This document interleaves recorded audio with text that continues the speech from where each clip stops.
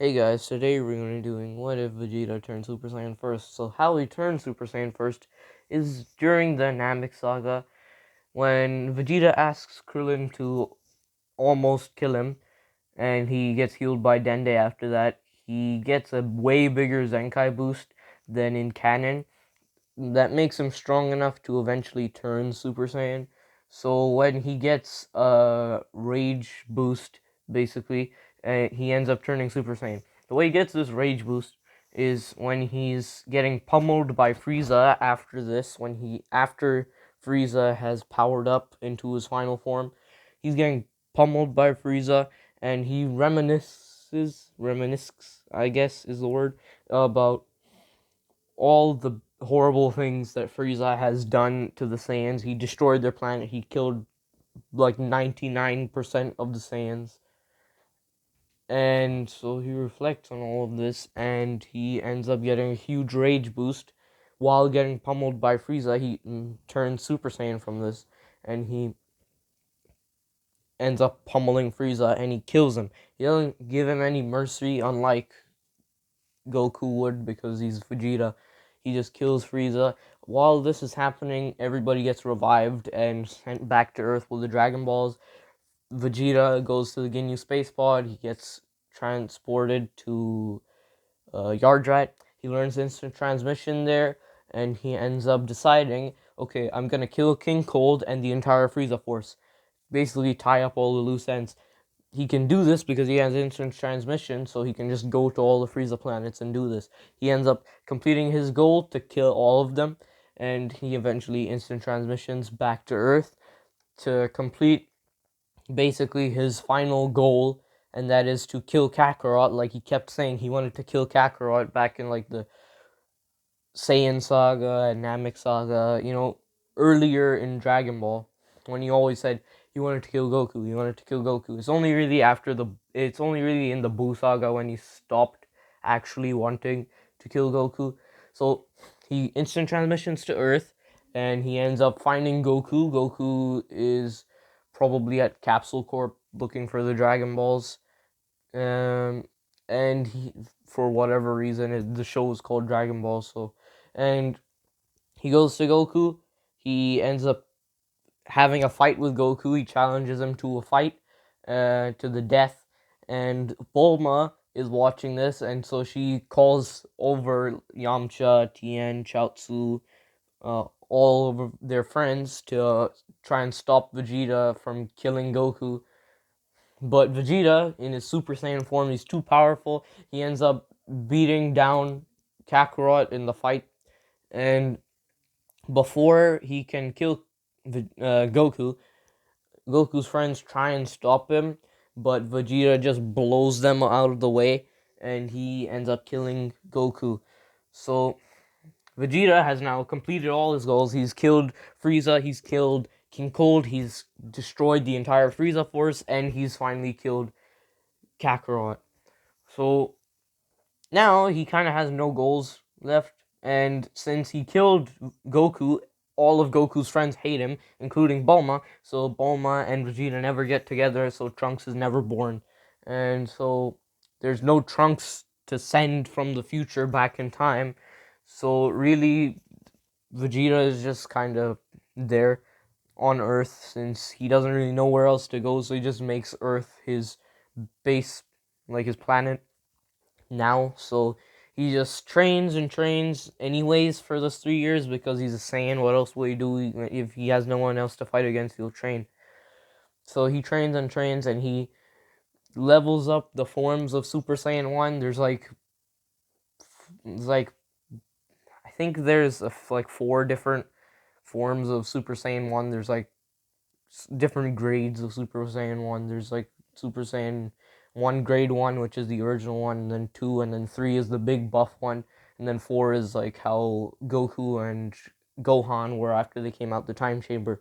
So he kind of levels up the Super Saiyan transformation, and he's at this point he's gotten to the point where he can go to He's at like Super Saiyan grade 2 or something. So basically where he normally would be during the start of the Android saga. And even though he didn't know he had to train, he did train anyways. But no one else of the Z fighters actually are training, because actually no, they are all also training like they would be, because they want to get revenge on Vegeta for killing their friend Goku. So Tien, Chaozu, and Yamcha are all doing this. Piccolo as well. And so they end up training, even though they don't know the androids are coming to attack. The androids are, they're alerted of the androids 19 and 20 destroying the city, and since they are after Goku, they're trying to kill Goku.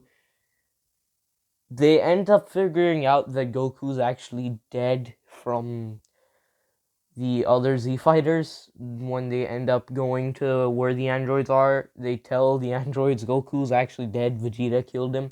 And so Zoro is kind of upset because he tried to get revenge on Goku and Vegeta took that away from him, so he tries to kill Vegeta. Vegeta um, just vaporizes him immediately, since Zoro's kind of out of control at that point. He just went after Vegeta, and Vegeta blew him away before he could even do anything. Then Vegeta beat down Android 19. It wasn't really a fight for him. He could just take him down. It didn't take too much out of him, and he didn't get too much of his power absorbed, because he has instant transmission. It's such a strong technique. It helped him kill Goku, um, as well as Super Saiyan. So he ends up destroying Android 20 and 19. So Android 16 and 17 are never even activated. And that means that Cell, coming back from the future, back to the past, he starts just killing a bunch of people, absorbing them. And then Piccolo, as normal, he ended up fusing with Kami because he wants to kill Vegeta.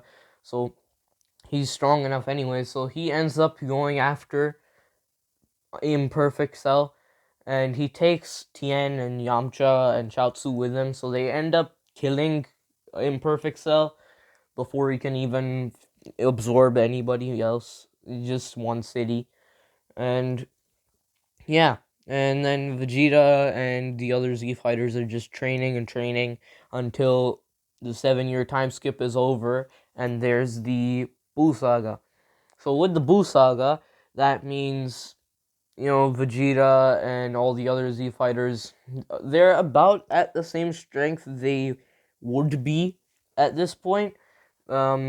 Gohan is probably training as well, but not that much.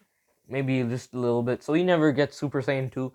But Vegeta ends up unlocking Super Saiyan 2 eventually after so much training with Super Saiyan. Vegeta unlocks Super Saiyan 2, and he's about the same strength he would be in canon at this point. And so Majin Buu, he ends up, Babidi ends up trying to revive Majin Buu. And yeah, that ends up actually happening. Majin Buu gets revived.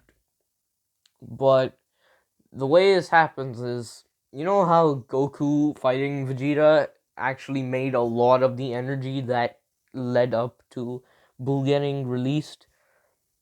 Instead of this happening, is basically Vegeta versus all the Z fighters, including Gohan. And this is really just fun for Vegeta. It's not a very big challenge for him at this point.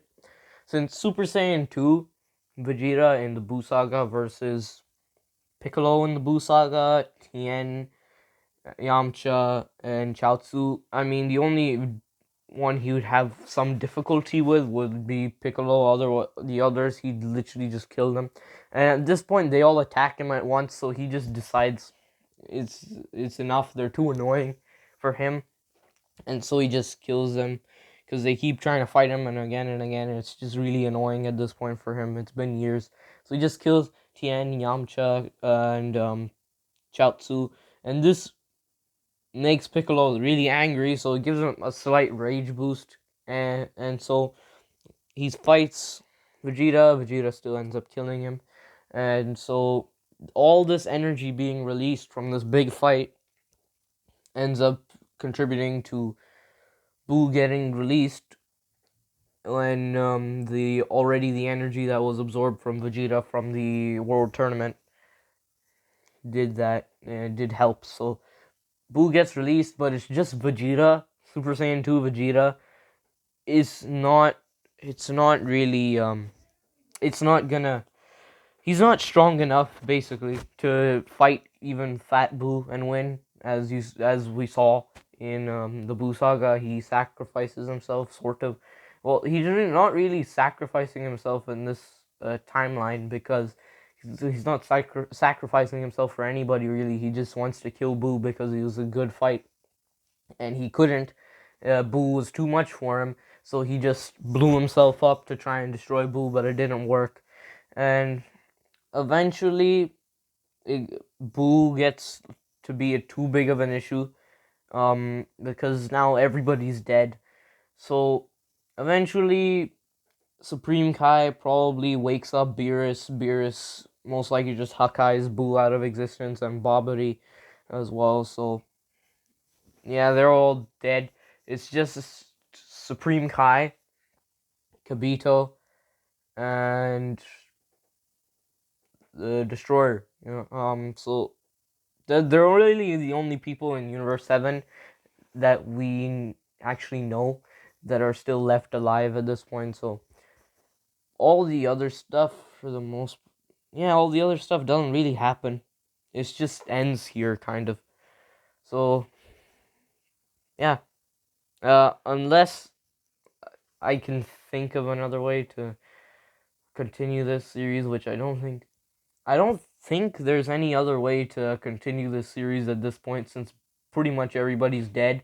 So if you guys want this series continued, then just tell me in the comments if you do, and any suggestions. And yeah, but for now, the series is over, I guess. Bye, guys.